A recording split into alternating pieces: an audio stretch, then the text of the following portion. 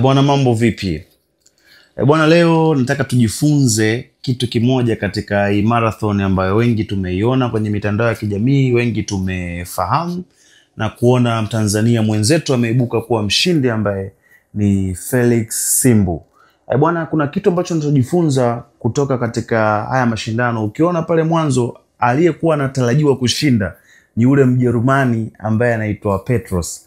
Petros tunakuja kuona wakati wanakimbizana anakaribia kumaliza kushinda, kuna kitu inabidi ujifunze kwa ujamaa. Jamaa alishindwa kwa sababu moja, alipoteza focus. Unajua, unapopambania kitu chote kwenye maisha yako, hakikisha haupotezi your focus. Muangalie vizuri Felix Simbu. Simbu alikuwa haangalii pembeni, yeye anaangalia mbele. Simbu alikuwa amefocus mbele katika kushinda.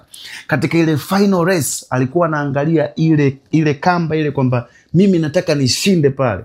Lakini Petros alichozingua ni kitu kimoja tu, yule Mjerumani. Yeye akaanza kumwangalia nyuma yake yule mpinzani wake Simbu kama anamkaribia. Alimwangalia mara mbili. Nitakuonesha kwenye clip kama inavyokuja hapo. Akamwangalia mara ya kwanza, akamwangalia mara ya pili. Maana yake ni hii: Petros alikuwa ameshapoteza focus ya kile kitu ambacho kwa anakifanya. Angebidi ya focus katika ule mstari wa kumaliza, asifocus na mtu aliyekuwa nyuma yake. Ndivyo tunapojifunza kwenye maisha. Siku zote usimwangalie yule wa nyuma yako, wala asiwe tishio yule wa nyuma yako. Jitahidi sana kufocus katika kitu ambacho umetarajia ukifanya, ama mpango ambao umetarajia kuufanya. Usipende sana kuangalia mpinzani wako anafanya nini, mpinzani wako anakuja kwa njia gani. Hapana, jaribu kuboresha mbinu zako, afu weka focus yako kwamba mimi natakiwa nifike pale, nishinde ama nitimize malengo yangu. Unapokuwa unaangalia nyuma nini kinaendelea, ni rahisi sana yule aliyekuwa nyuma yako kuja mbele yako. Kama nakuja kuona Mtanzania mwenzetu akaja akashinda. Tunamshukuru Mungu, na Mungu wa mbinguni ambariki sana, na hongera sana Felix Simbu kwa ushindi uliopata, kwa medali uliopata, medali ambayo hatujawahi kuipata. Vijana wengi sasa hivi wamefeli katika maisha, wamefeli katika kazi, katika biashara, ni kwa sababu wamekuwa wakifanya comparison. Comparison ni mbaya sana, itakuondolea furaha na kuletea depression. Jitahidi sana usijishindanishe na mtu mwingine. Tizama malengo yako na ndoto yako kama alivyofanya Felix Simbu. Ndo maisha yanatakiwa yawe hivyo. Wengi mmeangalia, niliyesoma naye sasa hivi ameolewa, niliyesoma naye sasa hivi kajenga. Hapana. Wewe Mungu amekuwekea destiny yako na kuwekea mpango wako. Focus na kile kitu ambacho Mungu amekiweka mbele yako. Acha kuangalia mwenzako anafanya nini, au mwenzako kapiga hatua gani kwenye maisha. Jifunze sana kutimiza malengo yako na kuamini mipango ya Mungu maishani mwako. Usipende sana kujifananisha na watu wengine. Sawa, maisha ni mapambano, sawa, maisha ni vita kama ilivyo marathon, kwamba wote tunapambana tuweze kufanikisha, tunafika katika finish line.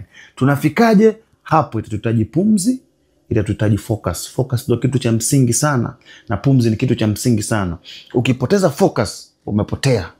Tunamuona yule Mjerumani aliangalia pembeni, yule Petros aliangalia pembeni mara ya kwanza, akaangalia pembeni mara ya pili, anakuja kushtuka kuangalia mbele, Simbu kamtangulia na Simbu akawa mshindi.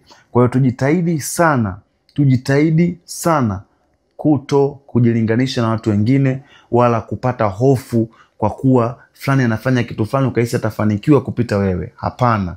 Kila mtu Mungu amwekea kusudi lake, na kila mtu Mungu amemwekea mpango wake wa kufanikiwa. Muamini sana Mungu, na amini kile kitu ambacho Mungu amekuwekea. Maisha ni mapambano makali sana, lakini usiache kumwamini Mungu na usipoteze focus. Hata kama inakuwa ngumu kiasi gani, hata kama unasikia uchovu kiasi gani, pambana mpaka mwisho.